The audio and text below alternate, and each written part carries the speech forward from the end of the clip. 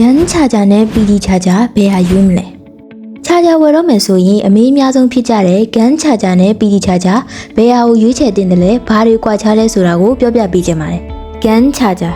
Gan ဆိုတာကတော့ Gallium nitrate ဖြစ်ပြီးတော့အကောင်သေးသေးအစိပ်ပြင်းပြင်းဆိုတဲ့ကောင်မျိုးတွေပါပဲ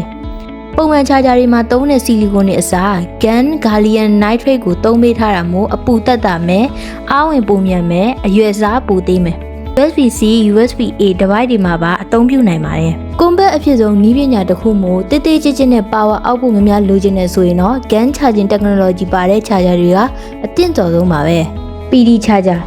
Power delivery လို့ခေါ်တဲ့ PD နည်းပညာကတော့အားဝင်တော့မြန်မယ်။ device ကလူတလောက်ပဲထုတ်ပေးမယ်။အားဝင်လက်ခံတဲ့ device တွေကို overcharge မဖြစ်အောင်ကာကွယ်ပေးမယ်။အားဝင်တာနှင်းမနေအောင် under performance မဖြစ်အောင်လည်းသူကလုပ်ပေးတယ်။ပုံမှန် charger တွေထက်၄ဆလောက်အားဝင်ပုံမြန်တယ်။ဒါပေမဲ့ Gan လောက်တော့မမြန်ပါဘူး။သေးငယ်ပြီးပေါ်ပါတဲ့ USB-C type device တွေမှာပို့ပြီးတော့အသုံးများတယ်။ကိုက device တွေများလို့ခဏခဏပြောင်းပြီးအားသွင်းရတယ်ဆိုလို့ရှိရင် device နဲ့လိုက်ပြီး power ထုတ်ပေးတဲ့ PD charger တွေကပို့ပြီးတော့ကောင်းပါတယ်။နှစ်ခုလုံးရှင်ကြည့်ရမယ်ဆိုရင်သူ့အားသာချက်နဲ့သူကောင်းမွန်တာကြောင့်ကိုသုံးမဲ့ device ပေါ်မူတည်ပြီးအသင့်တော်ဆုံးဖြစ်မှာကိုရွေးချယ်အသုံးပြုသင့်ပါတယ်။ Gan charger ဖြစ်ဖြစ် PD charger ဖြစ်ဖြစ်လိုရာရှိကနုတ်မှာအကုန်ရှိပါတယ်နော်။